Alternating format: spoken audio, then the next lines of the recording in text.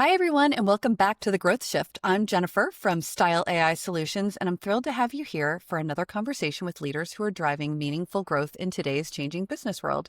Today, I'm joined by Lisa Pigeon, General Manager at Fairgame Beverage Company, a North Carolina-based craft beverage brand known for its distinctive spirits, wines, and ciders made with locally sourced ingredients and a strong sense of community. Lisa, it's great to have you on the show, and I'm excited to hear more about Fairgame's journey. Lisa, could you please introduce yourself, your role, and tell us a little bit about Fairgame Beverage Company and what you do there? Sure. So my name is Lisa Pigeon. I am the general manager of Fairgame Beverage Company, and we primarily produce spirits. So we've got several different spirits that we sell, and then everything else that we carry here is North Carolina made. So everything from our ciders and our beers to all of the pantry specialty food items that we offer. Fantastic. What inspired you to join Fairgame? What was the draw for you personally? Well, I have over 20 years of experience in the restaurant industry, everything from, catering to bartending to washing dishes. I mean, I think I've done pretty much everything in this industry. And so I was kind of phasing out of a time in my career while I was focused on running a yoga studio and in kind of the health and wellness area of business, which is a beautiful, wonderful, fulfilling area of life. Just wasn't bringing in enough money, if I'll be 100% honest. And so I decided to, fall back on all of my years of experience. And my business partner at the time introduced me to the owner of Fairgame Beverage. His name is Lyle Estelle. And he and I really hit it off. And I accepted a position here at Fairgame in April of 23. Fantastic. So Fairgame has a distinctive identity in the craft beverage space. What kind of experience are you trying to create for your customers? For me, it's all in the details. I want to create an experience that is fresh and new and detailed and exciting for our customers. And so the biggest segment of our business is our cocktail program. And so, I really get to lean into my creativity in that program, creating new, fresh cocktails for our consumers with locally made and locally sourced ingredients. You can find any local produce on our menu at any given time.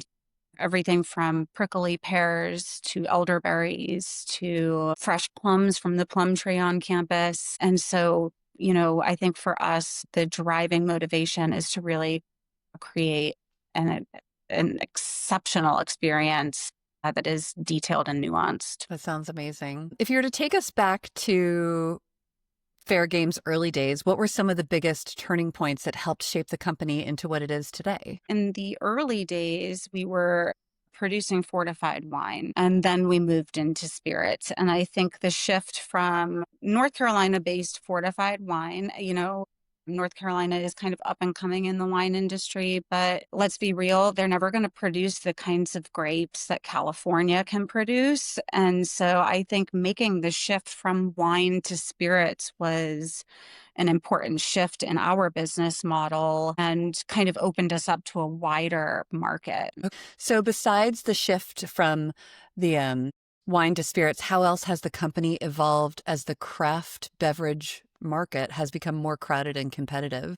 That's a great question. So I think one of the things that we do that a lot of other distilleries may not do is we are consistently coming up with new Fairgame branded products that are crafted from ingredients that are grown here in North Carolina. Cocktail mixers, we make shrubs, and specifically our liqueur program, we are creating fruit-forward liqueurs in a base of vodka and selling those seasonally as well. So I think that the seasonal nature of the products that we produce is pretty unique, and that anytime you come in, you're going to see a different type of liqueur, a different type of shrub that you can go home and try. Let's talk about what's happening in the industry right now.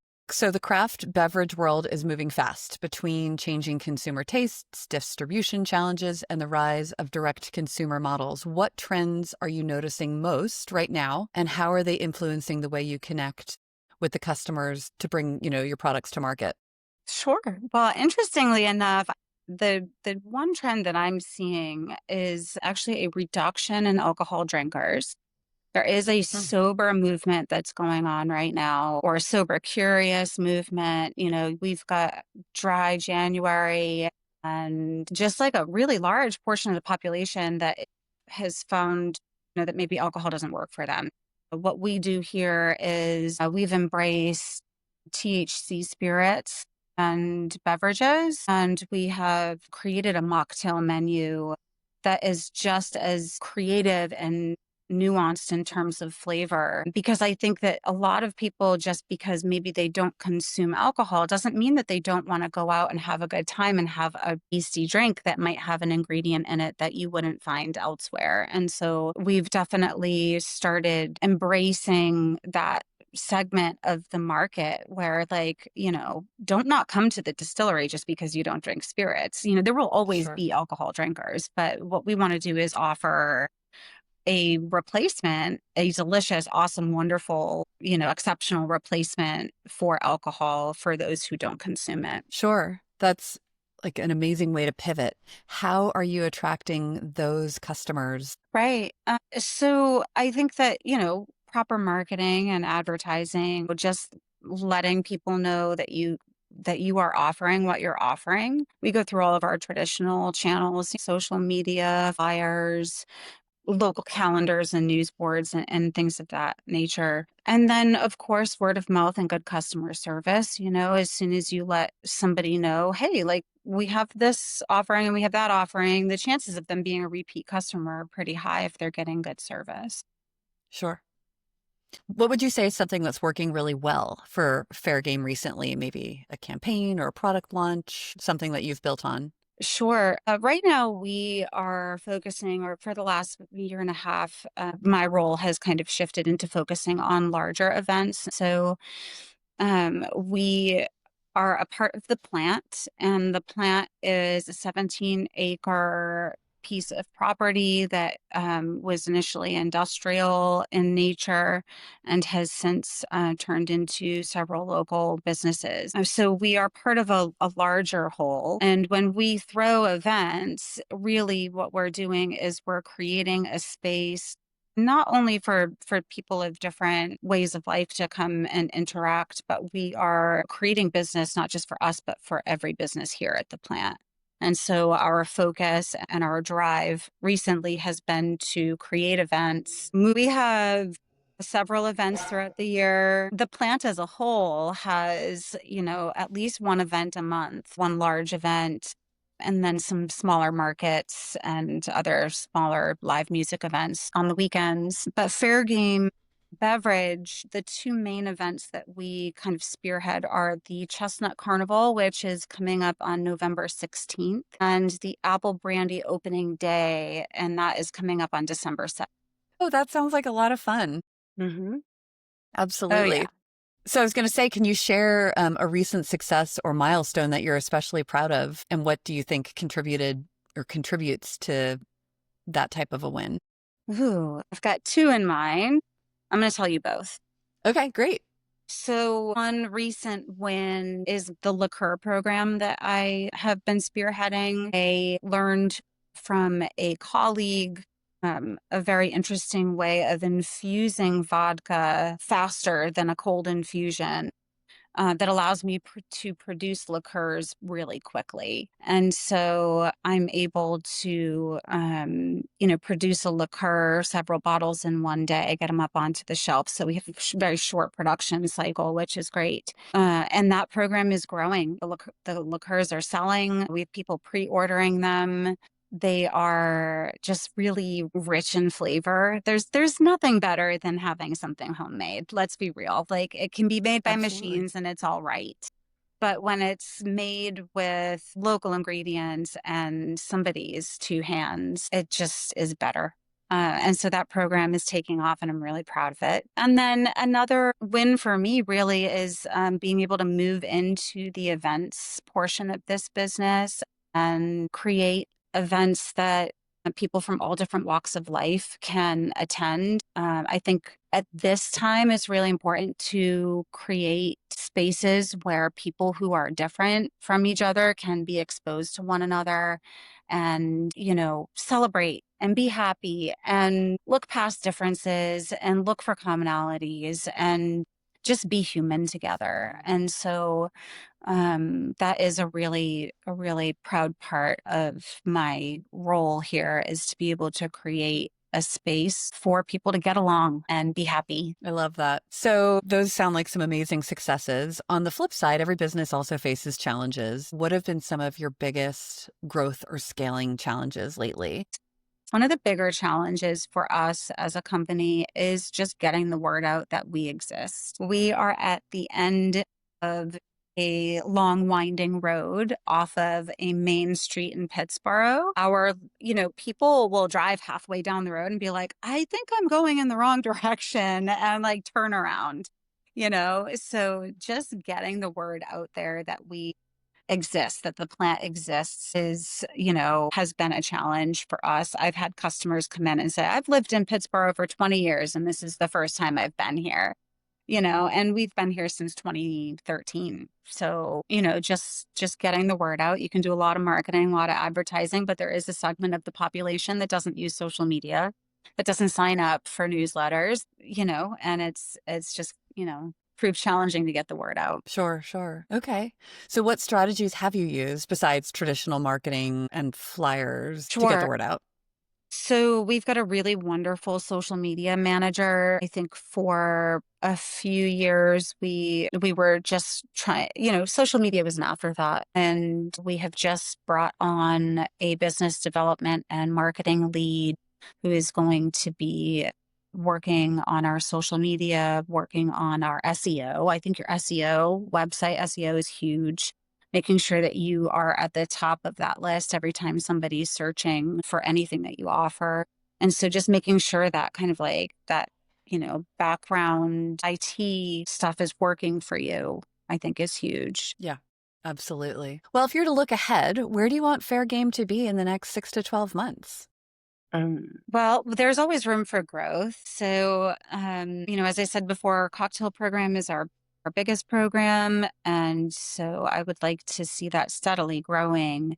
I would like to see our mocktail game grow.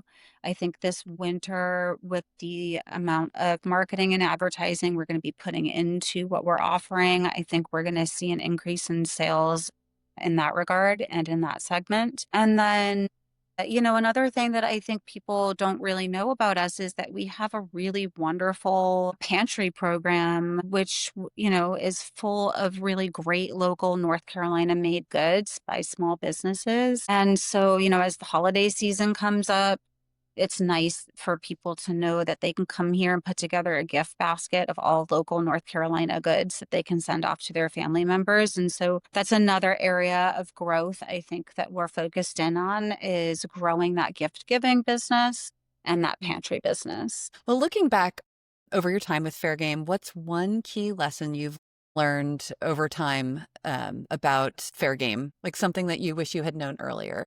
Something I wish I had known earlier. Well, I mean, simply right, leading with a smile and with curiosity is so much better than leading with judgment or, I don't know, preconceived notions and ideas of what something should be. I find that when you lead with curiosity with people, the creativity flows. And we are a very creative company. We are constantly doing new things and always trying to improve, not just from a perspective of creating and providing great products, but also creating and providing a space that people want to be in.